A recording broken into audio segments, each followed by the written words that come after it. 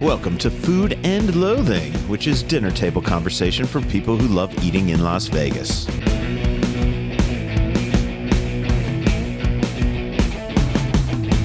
I'm Al Mancini with my co-host Gemini Stevens. We're both right here in fabulous Las Vegas, Nevada. Two in a row. Yeah, right? I thank the JW Marriott. I do a lot of work in their business center from time to time, and Andrew and I come over here and meet. And so now we're set up in their business center because my house, the air conditioner went out. So what a fucking nightmare. Right. But it's nice and cool here. It's I like it. here. Just hope we don't disturb those nice businessy people. Right. They're in special pods, though, so I think they're all right. Yeah. And the Enterprise rent-a-car guy just closed up, so. So Gemini's engineering today. Our trusty producer, Rich Johnson, handling all the post-production work in our Seattle studios. And yeah, how are you, man? I'm great. This has been a really lovely week back in Vegas. Yeah, I'm glad to have you back, man. Glad to be seeing you around. It's been a whole week now. Ooh. And you got a birthday coming up, right? I do. Are you going to be celebrating that before I leave for Italy? Yes. Oh, this Saturday. Okay. Yep. We'll talk about that. So we have a great show for you this week. As you know, Restaurant Week is currently underway. There's still at least another week to go because they always extend it. Oh, yeah. They always claim it's like these, to 2 weeks and then it ends up being a third week usually. Yeah, it's to the 12th, I think, officially, but then we always know there's some more on the end. Yeah. So there's still at least another week to go. I dropped by the 3 Square Food Bank, spoke to my old friend Will Edwards to get a little reminder on what it's all about, where all the money goes, what the need is, etc. You'll hear that at the center of the show, which is also where you'll hear an interview with Dan Bernbach, the Senior VP of Entertainment Events at MGM Resorts. He'll be explaining the Drink Festival, which is coming to 4 MGM Resorts in September. So that should be cool. Also going to travel to the Arriva Luxury Apartments to learn about the newest dining amenity they're offering their residents. I'll tell you about my trip to the new Aroma Latin American Cochina location, where I spoke with Chef Steve Kessler. Julie Mulligan-Barish will tell us about the new Crazy Sundays at Black Tap in the Venetian. And I will speak to Carver Road's Chris Blankenship about Vegas Golden Night specials at both Flanker and Carver Steak. Neither of which I was able to go to last night because they had a buyout, but that's okay. All that plus restaurant reports. Actually, I could have gone to Carver Steak last night. I could, but we were trying to come up with places that had both the Game On and Good Sports and Restaurant Week. So it was sort of like a weird. It could be a little tough getting both of those to happen. Ended up at by the way, at Sahara at Chicky and Pete's. Those guys were really cool. So I want to throw them a shout out.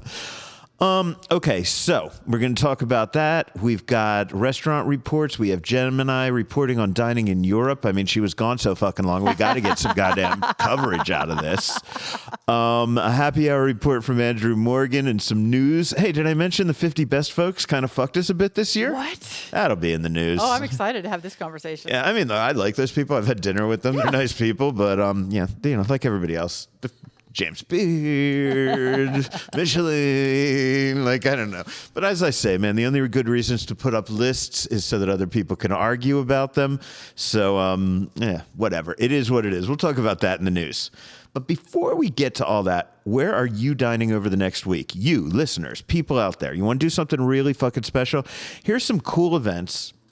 Every one of these can be found on the event calendar at foodandloathing.vegas. This drops on a Friday. The very next day, Saturday, June 6th, we have wine events that span the price range spectrum. Wow, more than anything I've ever seen. So tomorrow, as this drops, Saturday, there's the new Vista Wine Walk at Uncommons. $50. $50. Great. For a wine walk? Yeah, right? That's like next to nothing. That's beautiful. Meanwhile, you could also go over to Wynn Las Vegas. Go to SW Steakhouse, and they're having their Screaming Eagle wine dinner for $6,500 a head. Saturday is my birthday if anybody wants to take me to that, but I'm not dropping $6,500. Have you had Screaming Eagle? I have not. No, I never have either. I'm a bougie bitch, but I'm not that bougie. Right.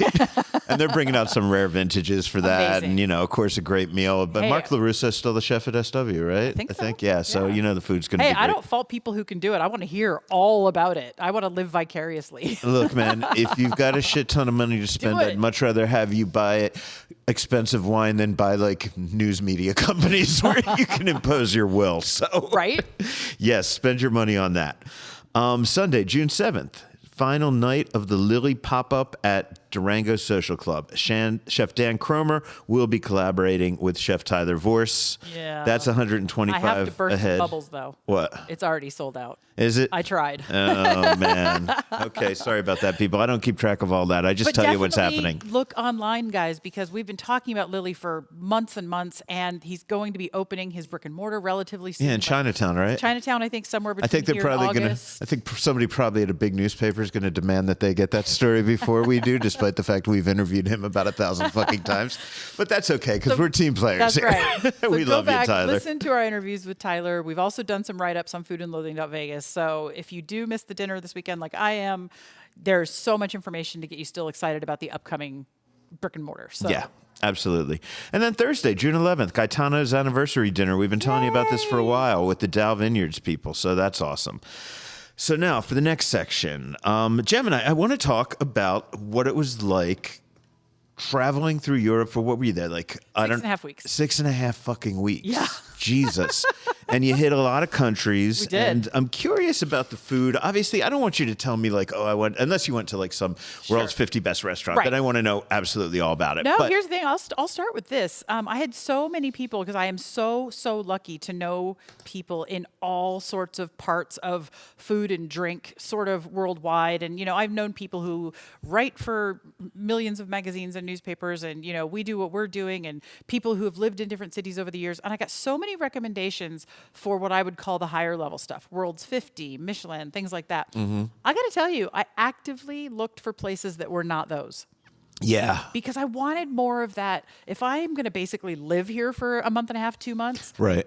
what are the things that I'm going to get into? What are locals actually eating versus what does somebody want to sell me? And Yeah. I've never really traveled like that before, except for being in Australia, where John's from.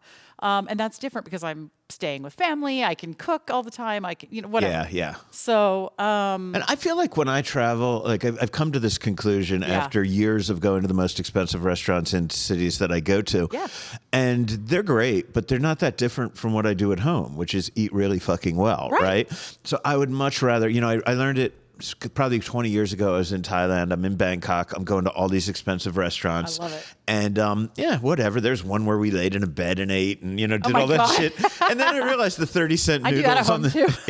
the 30-cent noodles on the street were better than anything I spent out the ass for. So, so I'm glad to hear that you did, kind of local stuff and the way that the people that live there eat. Yeah. So what's the best thing you ate?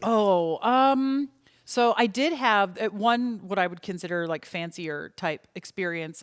We went to Versailles while we were in Paris, and in the gardens there, they have various restaurants. And so when you buy your tickets to Versailles, you choose an entrance time. Mm-hmm. Pro tip, I had to learn this the hard way. Don't make your lunch reservation in between the hours that you think you're going to be spending in Versailles. Do it right before or right after. Right. Don't kill your time. Technically, you can't get back in. Ah. But I was able to prove that I had purchased everything, including the lunch, through the official website. We weren't given anything that says once you leave the castle, you can't come back.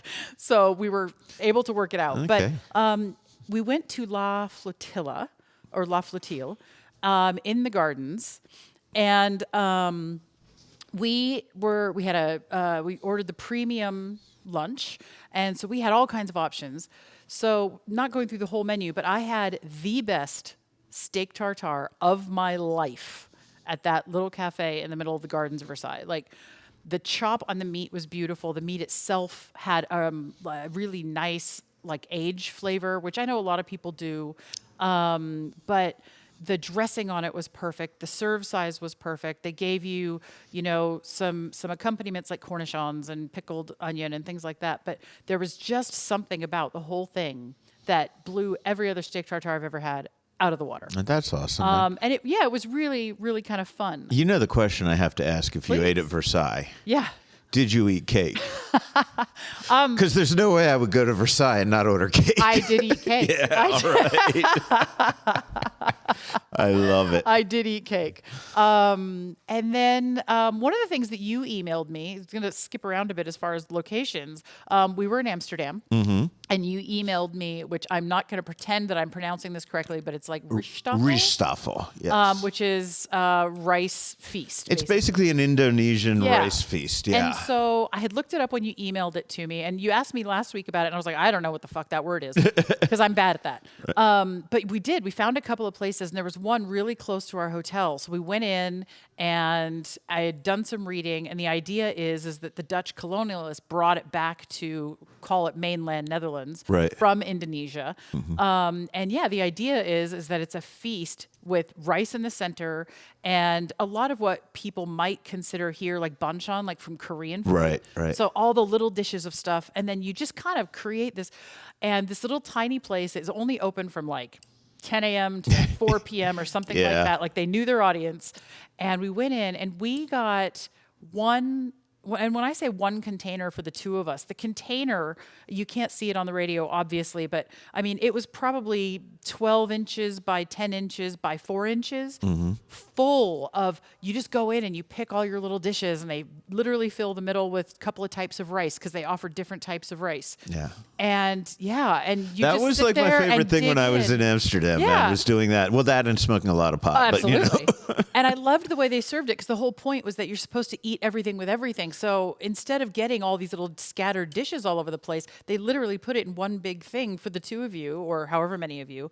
And yeah, it was just really enjoyable. And you got these beautiful, Asian flavors mixed in with some really interesting Dutch influence, like moving on to another dish called stamppot, which is a lot. It's basically like stuffed mashed potatoes, loaded mashed potatoes, a lot like Bubble and Squeak in the UK or what is it called? Coal Cannon in Ireland. You know, it's meant to be things that you're going to find in a Dutch home but you're probably trying to, spread out the food a little bit more, make it last longer, Right. feed more people.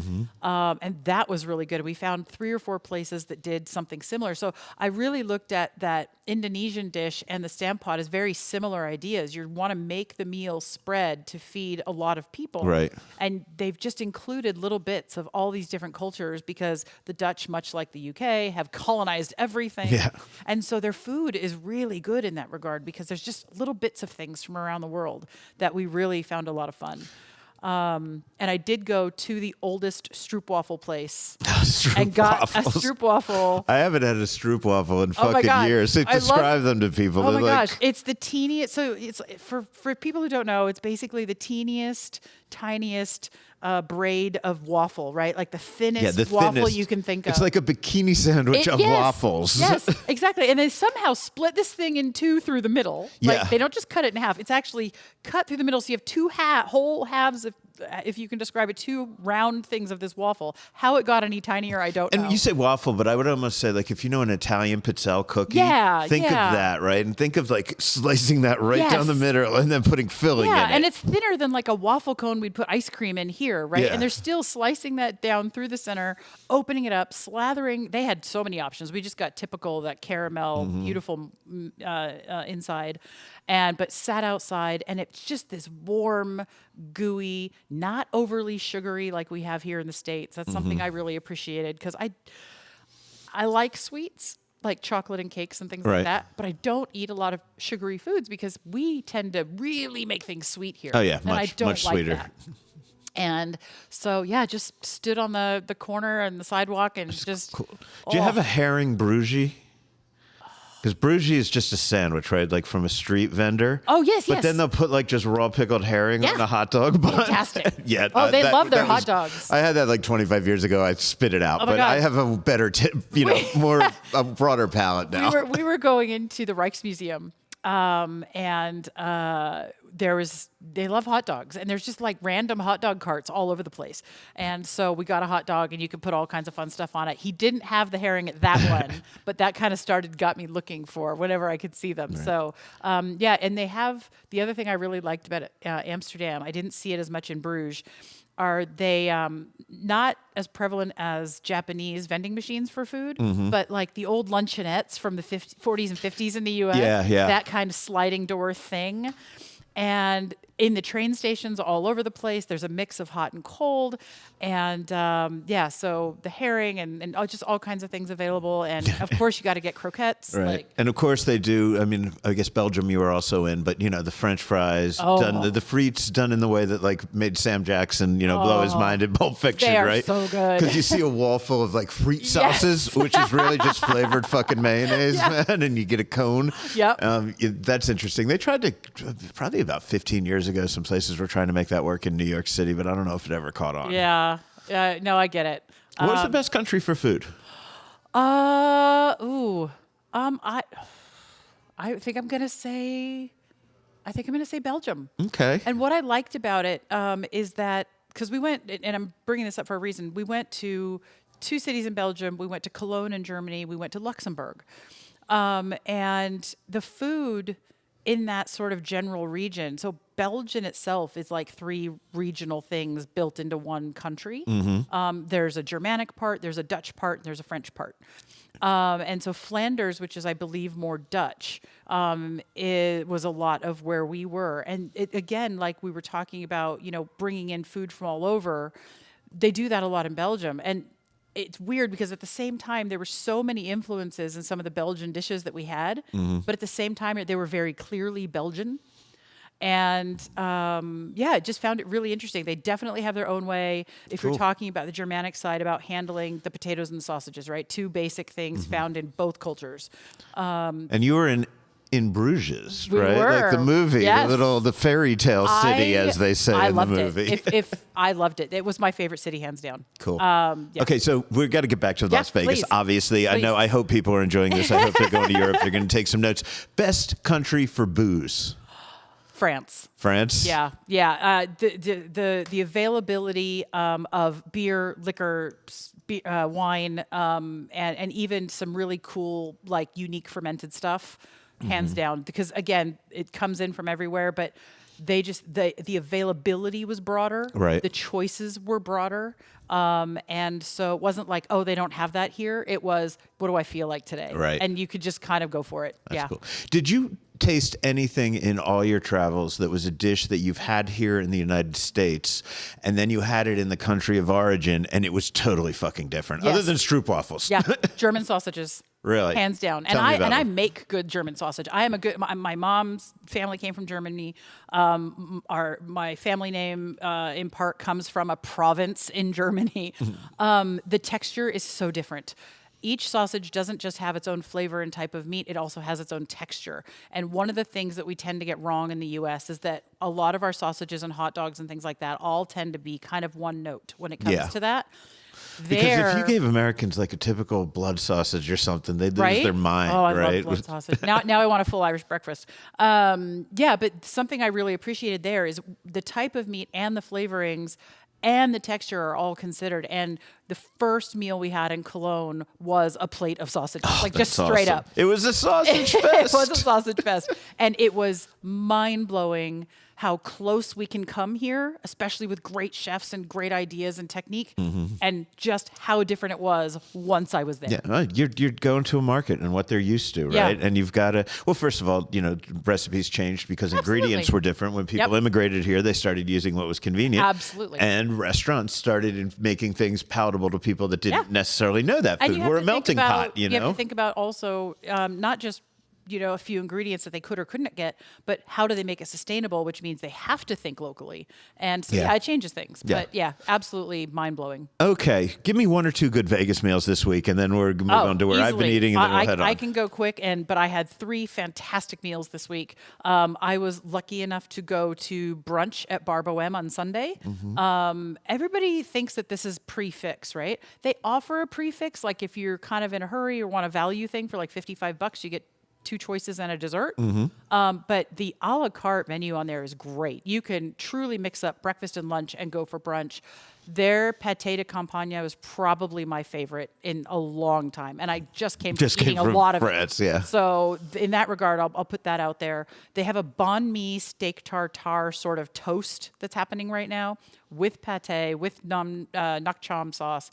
Fantastic. I'm going to throw this out there, by the way, if you're following along. This is James Tree's French restaurant in the Arts District that we're talking on Main about, and Bar Bohème. Imperial, or made in Colorado, I think. And yeah, absolutely just beautiful. Went to Garyenbon, which was a new one for me. It's a Korean place on Spring Mountain. Okay. I did post some photos and a location thing online.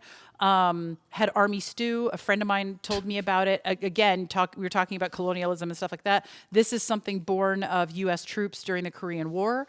What was available to them while they were eating in Korea? What could they mix with their rations? And we're talking Spam and hot dogs. I was going to say, it's like Spam Musubi or something, right? Yeah, you know, and same like, idea, right? Comes from the same idea. And so that was really flavorful. The banchan they had was really fun. We also had a spicy octopus dish with rice that had the crispy bottom. And so the sakurat, and just, teeny tiny place. They've got soju, they've got makgeolli, which is a fermented rice, like beer wine kind of interesting mix. So absolutely check that out. And also went to Weiratai on Friday. And I'd not been to this location. This is the Southwest location. Yeah, they turned into a little fucking empire these days. I know, right? And it's a beautiful space. It's massive. Where's it located? It is basically Warm Springs and Durango-ish, Port Apache-ish in that area. I'll tell you how how long Weiratai has been a great restaurant. And we've had them on here.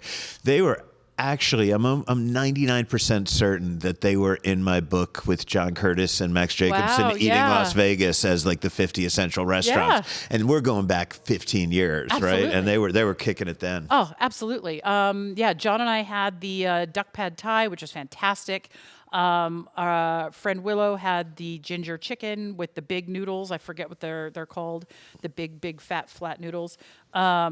Just everything we had was great. They offer some happy hour specials that maybe need to go on somebody's report. Andrew just walked in, yeah. Because they offer them at the bar all day, but at a table you can get like a happy hour special and a drink for like, I think it was like $10 or $15. Nice. And they're plates of like food. So. Okay, so we're going way over time. So let me just hit you with a couple places that I went this week. First off, happy birthday to my friend Scott Frost. Thanks for inviting me to your party. I did that on Saturday over at Slice in Mandalay Place. That's his joint, so that was great. And right after the mayor was there, by the way, I spent so much time around the mayor.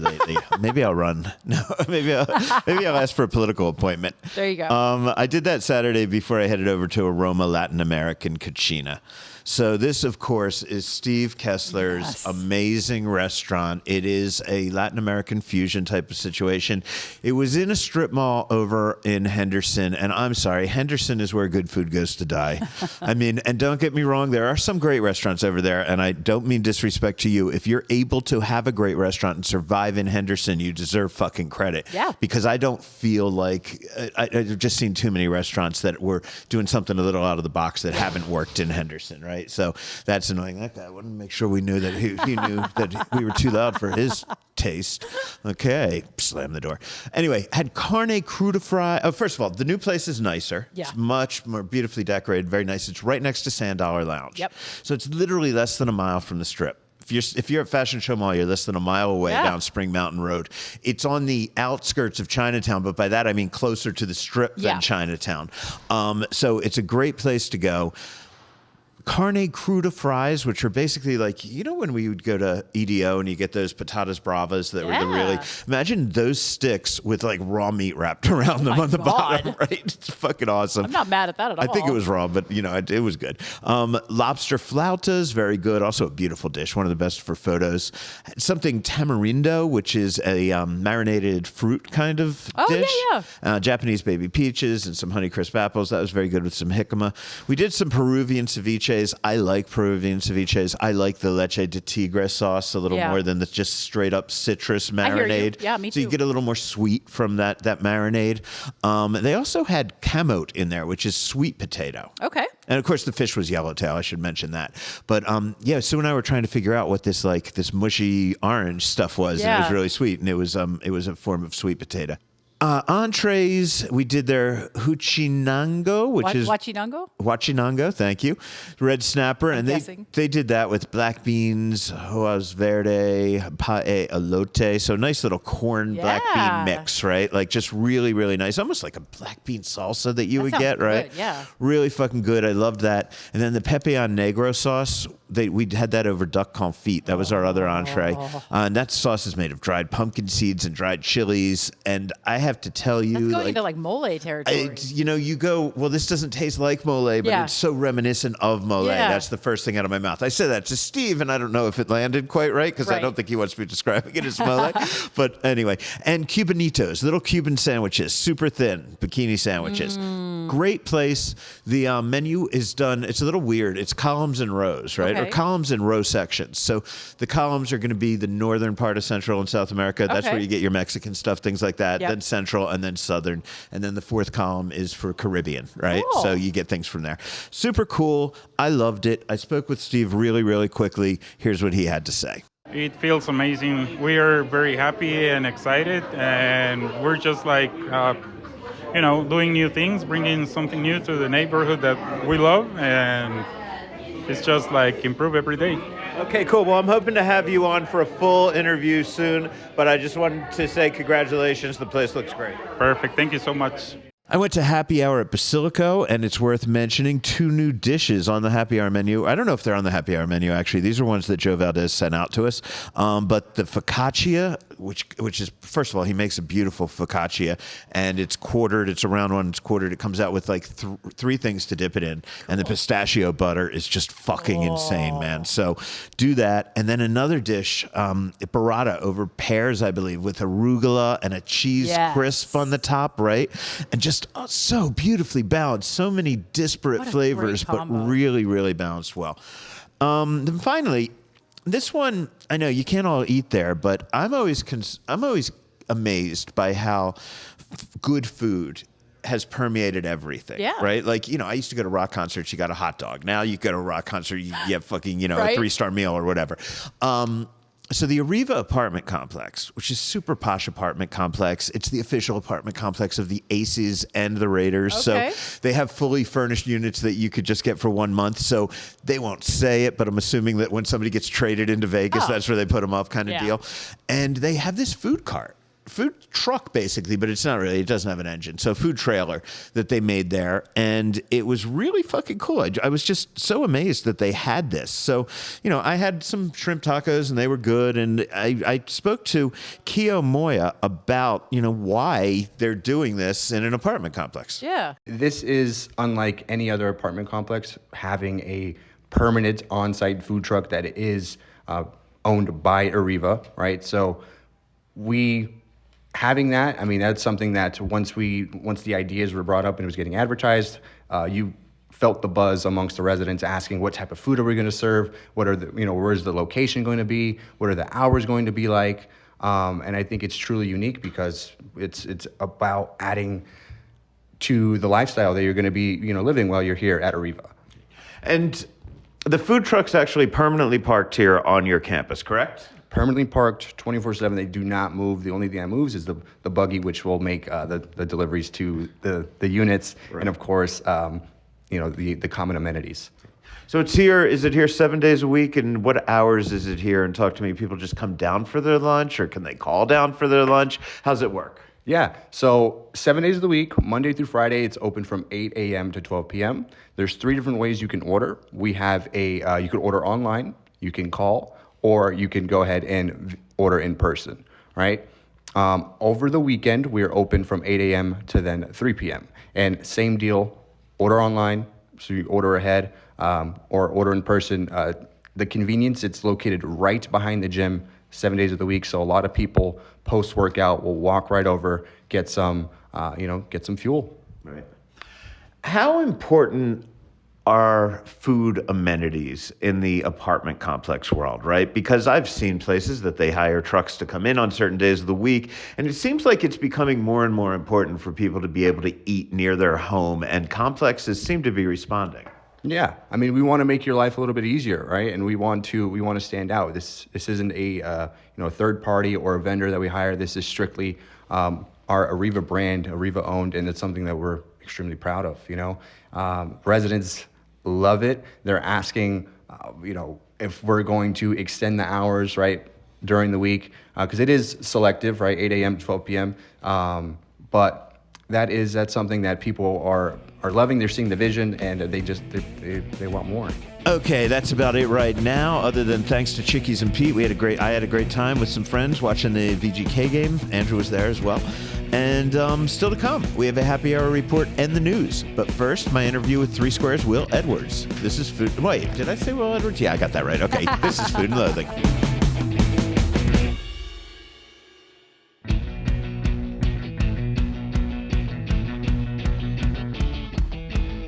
As we've mentioned, Las Vegas Restaurant Week is underway. I have been up to Three Squares so many times to see the great work that they do. I've been supporting this since the very first year, just like everybody in the community. That doesn't make me special. Restaurant Week, really, really important. And my friend Will Edwards from Three Square he's been doing it for so long. So I dropped by Three Squares campus and I spoke to him. So, Will, we do this every year, man, and I can't believe this is the 19th year of Restaurant Week. Wow, congratulations. Thank you so much. You know, this is my 6th year organizing and managing it, and I'm astounded every year. I mean, what's it like to go out and knock on doors and, ask people to participate? Do you have to talk them into it, or are they already excited about it? Well, I mean, of course, we have the ones that did it the year before and the year before and the year before. Those are a little easier sell. And then you have people who have never done it before, a little more sell. But once they find out that it's helping the community, they're in. And that's what I want to talk about first, right? Again, because we've been doing these interviews, you and I, and I think your predecessors, for forever, right? And I act as if everybody knows what Restaurant Week is. But some people are new to the town. Some people don't really understand it. Some people might not know Three Square. And I want to start by talking about who Three Square is, what it is you guys do, where this money is going. Because one thing I've found over the years is I do this less to get a bargain on something than I do just to support Three Square. Well, I appreciate that. And you've been great over the years, and we really do appreciate that. Well, Three Square is Southern Nevada's only food bank and largest hunger relief organization. We service 4 counties, Lincoln, Nye, Esmeralda, and Clark counties, with a network of about 150 partners out in the community. So what happens is Three Square gets the food, and then we get it to our partners, and then our partners get it out to our neighbors. And currently, the state of hunger in Southern Nevada is more than 377,000 individuals struggling with hunger. Wow, 377,000 people. And these are people that you just describe as food insecure. Could you explain what that means? Well, food insecure just means that they might not know where the next meal is coming from. It runs the gamut. It goes working families who both parents might have part-time jobs and they're just trying to make ends meet. It might be a veteran who is just getting a little check and it just needs a little bit of food assistance, things of that nature. And I should point out that when things happen that are devastating to this town, Three Square shows up. And if you are not necessarily, sometimes you're brought in as the conduit. And I want to talk about, going back to COVID, everybody needed food. It's not just, everybody in this town could be hungry at some point. And at COVID, I know a lot of the casinos were donating, but Three Squares who distributed that food, right? That is correct. So during the pandemic, I mean, it was horrifying for everyone. That year we did not do Restaurant Week because of it. I did plan for it, so I counted it as one of my years. But we did not do it. And here's the thing. It was crazy here as well. Departments that were outreaching were sized down and people were being moved. But Three Square had to do something that they had never done before, and that was do direct distributions. We've never do that because, that's just how our model was. But it was just such an emergency. But that's what we started doing. We started going out. We started setting it up. We got so much participation and camaraderie from local casinos to use their portico so we can get the food in. It doesn't get too hot and that kind of a thing. But it was a lot of work. And I think that we did our very best to make that happen.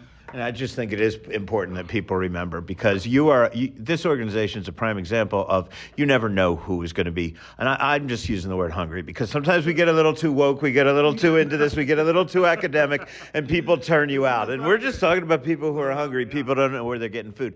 And, that I covered that story for a lot of people. And, that's where you saw Mercedes-Benz and BMWs lining up to get food. You are absolutely right. And, we don't discriminate. If you're hungry and you want food, you can go to our website, find a place, go out and get that food. But yeah, during the pandemic, the face of hunger changed dramatically.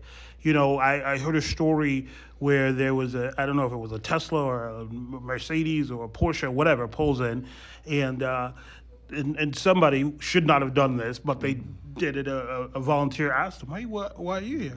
And he says, "Well, the casinos are closed. I was an executive, and I'm terrified that I'm not going to have enough money to take care of my family." Yeah. But so it just goes to show you that just one incident, one thing that can happen or change in your life that can put you in a position where you need help. Yeah. And I do bring that up because you never know. And we all experience that. And I think it's important to realize you never know that in each and every one of our lives, there could be an incident around the corner. I hope it's not for most people, but it could be. And that is why I love knowing that Three Square is here and knowing all the people that you feed. Numbers can overwhelm people, but about how many meals do you distribute in a given year? Oh my gosh. It's a lot. So I believe last year it was more than 50 million meals out. Wow. I think it was something of that nature. And I'm gonna tie it back into Restaurant Week. Last year we had a fantastic year. We had 294 participants. We raised more than $400,000. And that translated into Three Square being able to provide an additional 1.2 million meals into the community with those funds. As somebody who's been following you guys since I moved to Las Vegas, I feel like I eat so well. I really need to help other people eat better. That number's always surprised me. $1, 3 meals. And this is 20 years later, and you're still able to maintain that level of efficiency. Well, the thing is that we are one of the food banks under the Feeding America banner, which there's 200 across the country, and because of that, they help us, source food that others can't really source. They're doing relationships and things with farmers and things of that nature. I mean, the other side of it is that we own our buildings, so we don't have rent to pay. So that is all taking into it. And I know but maybe everybody out there does not know that 95 cents on every dollar goes back into buying food and feeding our community. And that's amazing. Okay, so Restaurant Week rolls around. We got the casinos. We got the off-strip restaurants. Everybody, they put together a special menu. It's the Restaurant Week menu. Again, if you came from a city where it was always a $19.99 menu or something like that, put that out of your mind, because that's not what we're doing here. We have menus in just about every price range, but every single one of those menus, a certain amount of money is set aside for Three Square. And remember, whatever that dollar amount is, if your meal is, say, giving $5 to Three Square, that's 15 meals that you're buying. Exactly. So the restaurants have to do at least a 3-course menu at a fixed price. The price is between $20 and $120. There is something for everybody on there. We also have special promotions, which are food industry partners who don't have the ability to do a 3-course menu, so they will do a special promotion, like the bars over at Westgate or the Coffee Class, or so those kind of things. But the full restaurants give back $4, $5, or $6, right? And that's out of every meal on those menus. Every meal. Every time you order that meal, they will give $4, $5, or $6 to Three Square at the end of the event. So know that restaurant is donating and providing that money for meals because you went out and had a dinner during Restaurant Week. And there is something for everyone. There's high end, there's low end, there's lunches, there's fancy dinners, multi-course, whatever you want. There's something on there. Listen, when I first came in, I thought to myself, what do you want Restaurant Week to look like? Because it looked a little different when I first got in and got it. But I thought to myself, not everybody thinks fancy is this way or a great meal is this way and so I was like, let's reach out to everybody that we can, from from the little crab shacks to to Gordon Ramsay restaurants, because I want everybody to have an opportunity to do it. So there's breakfasts, there's brunch, there's lunches, there's dinners, all in really good price points. And I think that you are going to find your thing. Oh, here's a pro tip. Use the filters on the website. I was about to ask about that, because you can filter by just about anything. Just about anything. Go to restaurantweeklv.org, scroll down a little bit, and you'll see the filters. You can filter by cuisine type. You can filter by meal and price point. You can filter by location. You can also filter, which we put in because it was kind of demanded a few years ago, but you can filter by the amount of money that the restaurant is going to give back. Right. So if you want to go places that will give back $6, hit $6 and those restaurants will populate. And if you're on a budget yourself, but you want to help other people, you want to find a place that's giving a $20 meal, you can just filter for $20 meals. Exactly. And here's the other thing. And, everybody is somewhere in some situation somewhere. But if you feel in your heart that you can't go out or you can't afford that, just remember $1 equals 3 meals. On restaurantweeklv.org, there is a donation tab. If you just donate $1, we'll provide those 3 meals. Okay, so how many restaurants this year? I knew you were going to ask me. So it is another record-breaking year. We have currently 315 participants, wow, which is outrageous. 294 last year, 315. I just, before coming and talking to you, someone was like, hey, thanks for your message. How can I do Restaurant Week? I'm like, man, it's next week. But we'll have them come in. And also a great little thing is that we have the highest ever first-time participants as well at 83. A lot of first-timers from the Strip or first-timers from the neighborhoods? Both. Okay. Both, yes. And you have something in just about every neighborhood too, right? Just about every neighborhood. I mean, we that was another thing that we were trying to really focus on, is how do we make sure. So it might not be in your neighborhood. You might have to go to the next neighborhood, but there's something close by.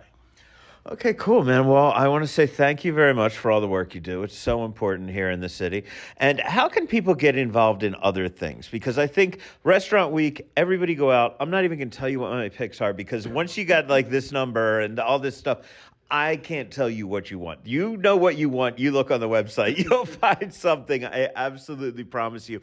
But I know sometimes, especially business owners, restaurant owners, sometimes people bring their whole business down here and they volunteer for a day. I want to talk a bit about those opportunities, if you would. Sure. There are tons of those opportunities. If you go to threesquare.org and click on Give Help, you can see that there's volunteer opportunities. You can sign up for that, and then it'll show you all the opportunities that we have. But yeah, we have a great group that comes in. I also oversee our culinary council, which is made up of chefs and industry professionals here in Las Vegas who want to make a huge difference, and I make sure that they get up here and volunteer.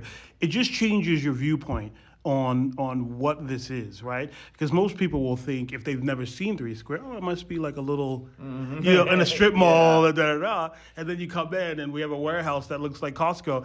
You think, oh my gosh. I tell this story every year, and the very first time I came here, and at that time you only had the one warehouse, which is the warehouse that was here, and I walked into the warehouse and I was overwhelmed with how big it was. And I'm not a guy that bursts into tears. It's just not my thing, okay, right? Like if you hear me sniffle, that means I'm really broken up, okay? But I was choked up to such a degree on two different sides. The need overwhelmed me. I could not believe that there was that much need. And then the amount that you had brought to fill that need overwhelmed me in a positive way. And now I know you have other, that was a small operation compared to what it is today. But looking around the room, you just say, holy fuck, how are this many people hungry? And then, holy fuck, at least my neighbors are doing something. Exactly, and we do two programs that come out of Three Square in addition to the distributions that our partners do. So we have a childhood nutrition program that we do here, and then we have a senior hunger program that we do here. And those meals are prepared in our kitchen by our executive chef and director of culinary and his team and volunteers. So if you volunteer, you could find yourself packing meals, or you could find yourself putting meals together that's going to be frozen and sent to rural Nevada for seniors. You could be sorting produce to get out to families and whatnot. But there's always something to do, and we can't do this work without volunteers. One more time, what's the website? threesquare.org. And if you want to get into Restaurant Week, it is restaurantweeklv.org. It starts June 1st to the 12th. And are you going to extend it a couple extra days this year like you always do? Traditionally, there is an extension, and it's funny because people are already talking about the extension. So yes, it will extend another week until the 19th with select restaurants and select special promotions. Thanks so much for your time, man. I appreciate it. Thank you, man, and thank you for doing what you do for the community. Okay, so go out and get some great meals and support a great cause this week.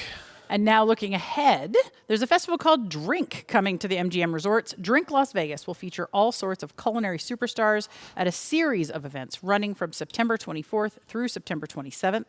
Al dropped by Mayfair Supper Club to speak to MGM's Dan Bernbach about it. Could you tell me what Drink is all about? Is this a food festival? It is a cocktail festival, a wine thing? What is it, or a little bit everything? I think it's a little bit everything, but the focus really is on beverage. We're going to celebrate everything that Vegas has come to know for in the beverage category, from master mixologists to sommeliers. That's going to be our focus. But the little different spin we're going to put on it is we're going to mix these great sommeliers and mixologists with master chefs, both within MGM Resorts as well as other celebrity chefs that are around the country, to really celebrate everything that makes the most out of food and beverage. So we're going to have small, intimate dinners with chefs and mixologists, all the way up to large-scale grand tastings we're going to host every night of the festival. So how many events? So this is a 4-day, first of all, I believe, right? And then how many events within those days? Yep. So September 24th to the 27th is the festival. Right now we have about 50 events that are planned, and we're looking forward to launching a few more coming up. They'll be taking place at Bellagio, Aria, the Cosmopolitan of Las Vegas, as well as Park MGM. Are these all kind of a la carte purchases, like you buy it for one event, or are there any weekend passes or things like that? Yeah, we wanted to make sure that customers could basically pick their own adventure, right? People come to Vegas, they want to do multiple things. They might want to participate in this festival, and they want to go see a show, one of our Cirque du Soleil shows, or go to Dolby or T-Mobile Arena. So we want to make sure people could choose what they want to do the weekend. So everything is a la carte, and we have everything from seminars to tastings to the intimate dinners and brunches that I talked about. And then every night it'll culminate in a grand tasting, so some special after parties as well.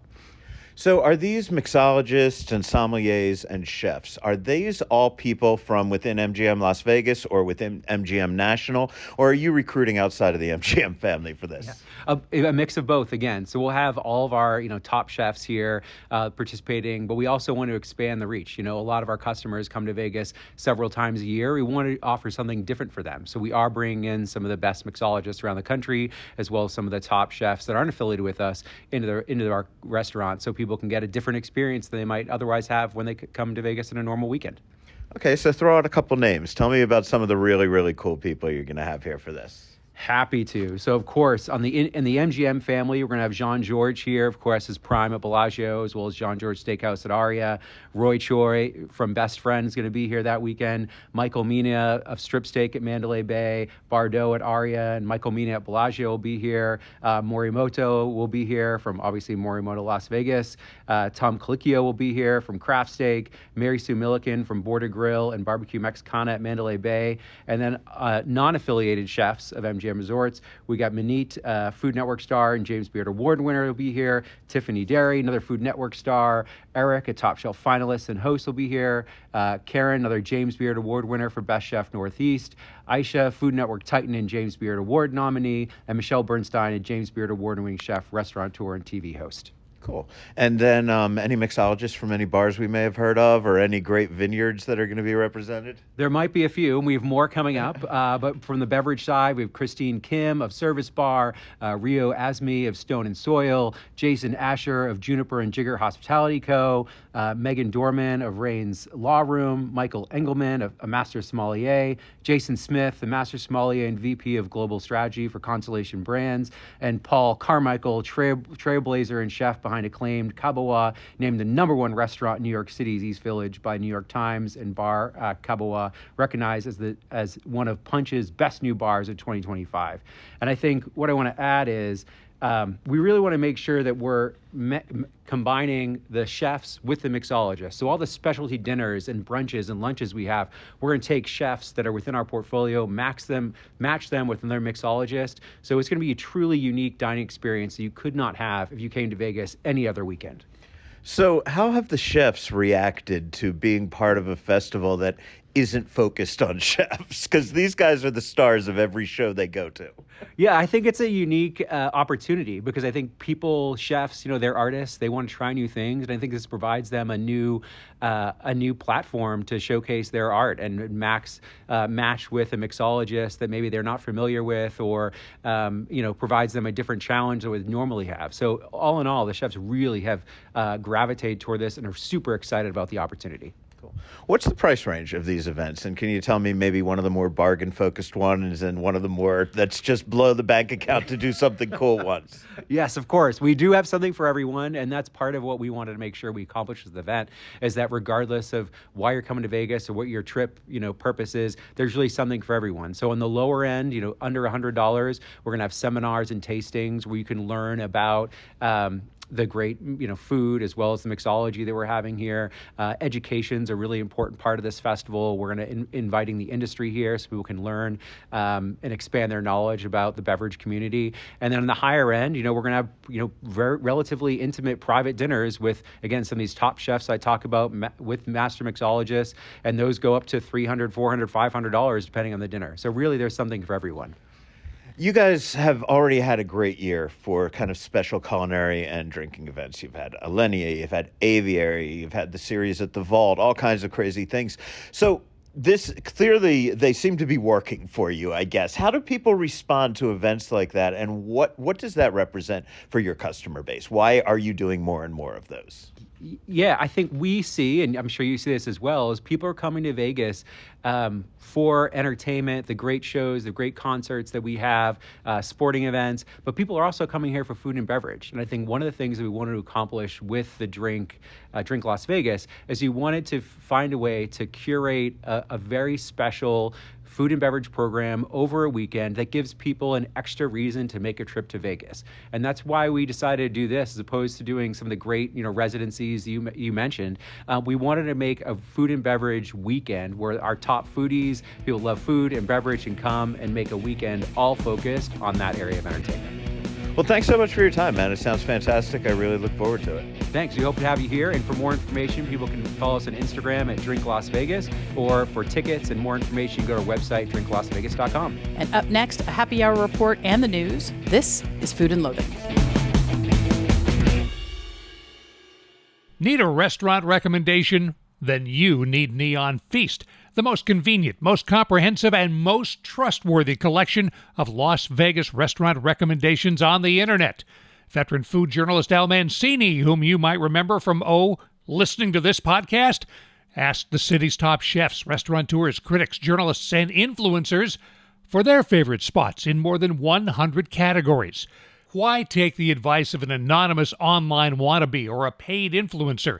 Neon Feast will tell you where people in the industry send their family and friends for a great date night, to watch a big game, or get a taste of Old Vegas. Looking for a great steakhouse? You want a great burger? Maybe a little caviar? Need a place in Summerlin South, the Arts District, or Seven Hills? Las Vegas brings the neon. Local foodies provide the feast. at neonfeast.com or the Neon Feast mobile app. And it's that time again, Happy Hour Report. We've got the man, the myth, the legend, the creator of happyhourvegas.com, Andrew Morgan. He drops by every week. He tells you where you can sample some nice drinks, food, get a good bargain, explore new places. And how are you today, Andrew? I'm doing pretty well. Some big shoes to fill with that intro. And the legend, the myth. I love it. Legend in your own mind. Exactly. That's, So where you been happy hour wise, man? We got something cool to talk about this week? Yeah, I mean, there's always a plethora of great happy hours around town, but it sounds like you guys had it covered. You did happy hour Basilico. You really need me here today or what? You know the deals, man. You know the deals, brother. Yeah. No. So a bunch of happy hours. One that's kind of standing out to me is good old Sporty Morton's Steakhouse. Really? Yeah. All right. That's been around Where the since fuck Vegas are was they? started, right? Is there still one on We still have Flamingo? Flamingo. Yeah. Right there. Right. Wow. About half a mile from the Strip, kind of thing. And near like 777s and stuff, right? Yeah. Yeah. Okay. Yeah. It's what is it? The Howard Hughes Center. Yep, That yep. kind of Okay, stuff. yeah, cool. So pretty convenient, pretty easy to get there from Convention Center, from the Strip, and whatever it is. Lots of free parking, whatever. Sphere. But and the Sphere, yeah. Very So actually, you know what? There you go. It's like before the show, happy hour. That's what There I'm you thinking. go. Get a good filet mignon sandwich. I mean, you can't go wrong with that. So And then go watch The Wizard of Oz. So what's their deal? What are they offering over there, man? steak.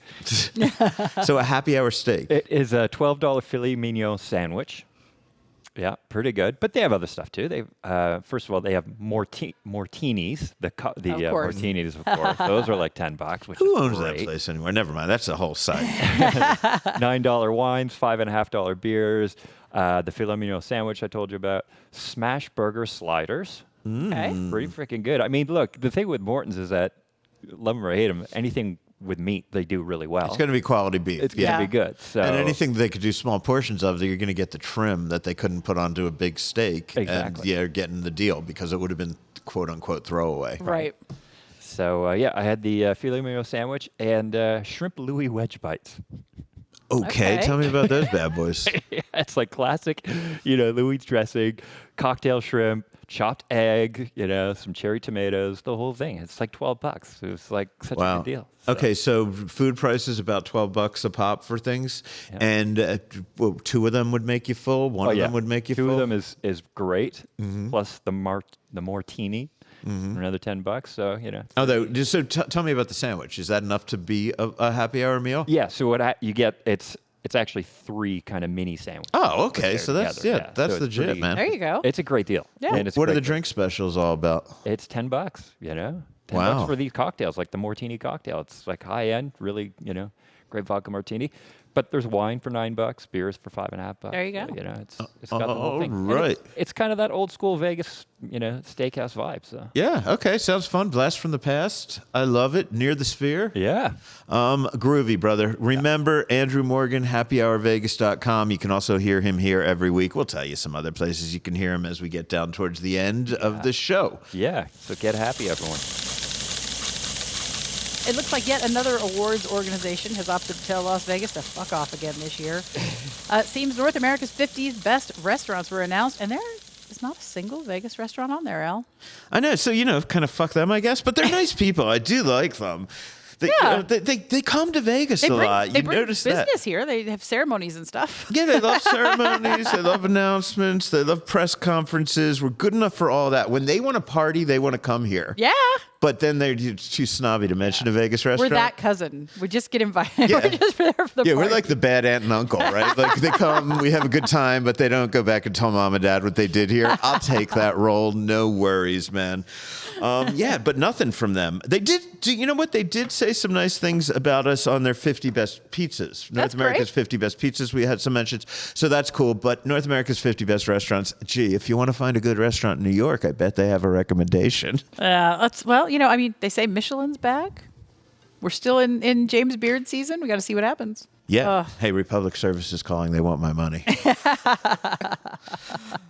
Okay, so we told you last week that Black Tap in the Venetian was introducing crazy I have shakes written down because that's what everybody knows, but that's not the new thing. These are crazy Sundays. Sundays. Which is just fucking smart because those shakes, they've got food on my top gosh. of them. You How can't do even you get to it. Yeah. So as I promised last week, I have the company's CEO, Julie Mulligan-Barish, explaining what's going on. The Crazy Sundae marries the classic ice cream sundae with our playful, over-the-top energy of our signature Crazy Shake. They look similar, but it's like nothing you've ever seen. And it's got towers of ice cream, cascading sauces, layers of toppings like churros and donuts and all the most delicious things we could find. And it's really exciting because it's something that's easy to share, and it's here just in time for summer. Was this a response to the fact that a lot of us just eat your milkshakes with a knife and fork? Yes, totally. Chris yesterday was having the BTS combo that we're doing and was just eating the shake with the spoon. And I'm like, where's the straw? He's like, I didn't need a straw. I'm just spooning it. But this, I think, is really nice because it's easy to share, 2 people, 4 people. It is still beautiful and pretty contained as it melts if you're taking your time. So how crazy are they? I mean, your shakes are pretty crazy.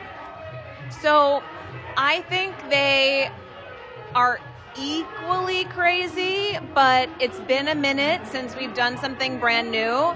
And what I love about it is you really get your time to dissect all the different parts because it's wider on the top. So you can really kind of navigate the experience in a whole new way. How many are you starting off with, and are they all your recipes, or is there a make your own option? So they're all our recipes, like most of the stuff that we do here. We're going to have 3 when we launch. There's one, our cherry bomb, which features sour cherry pie.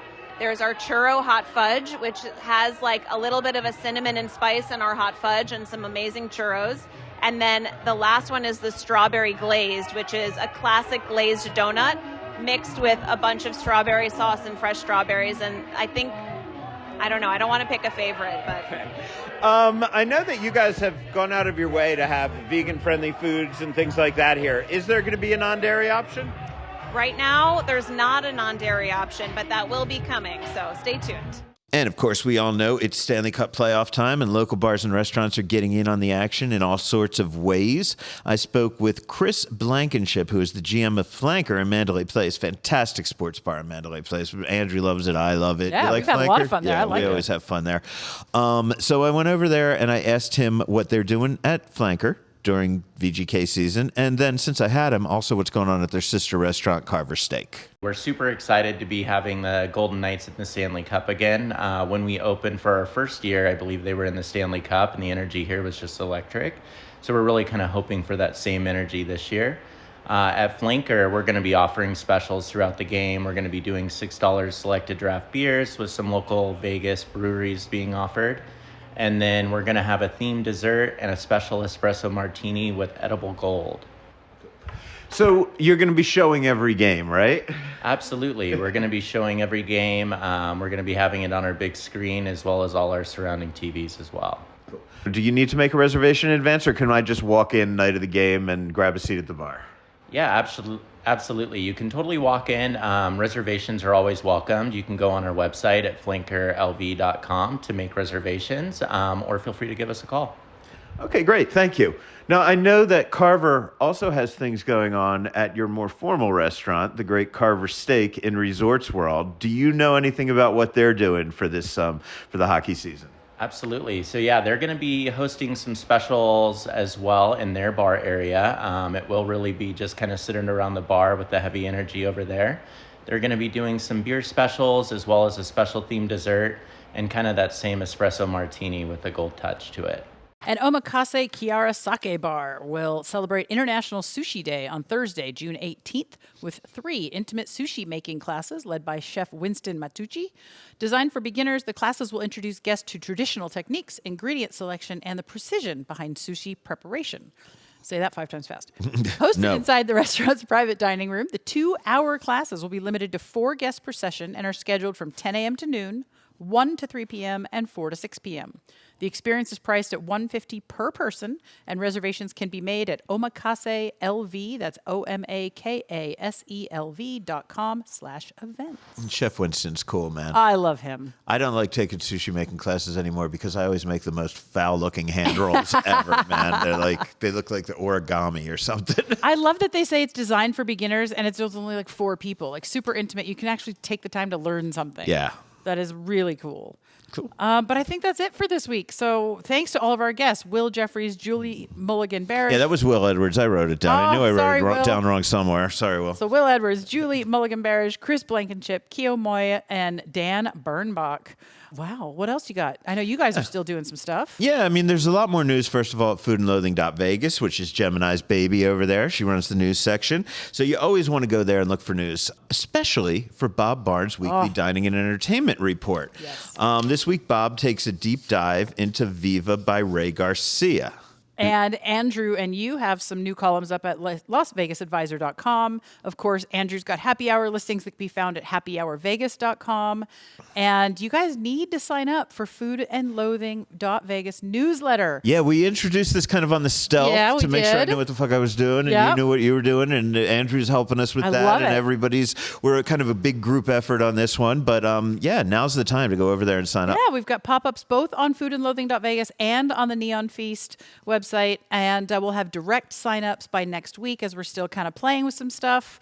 I mean, even more information from all of us. Yeah, you got to love it. In your email box. Right. And it's free. It's free. And it's free. Yeah. It's free. No paywall. Cool. Well, thank you to everybody. This has been fun. I'm Al Mancini. We're at the JW Marriott. Thanks to them for hosting us this year. I'm with Gemini Stevens. I am with Andrew Morgan. We've got Rich Johnson on the back end, and we all want to remind you to always stay hungry.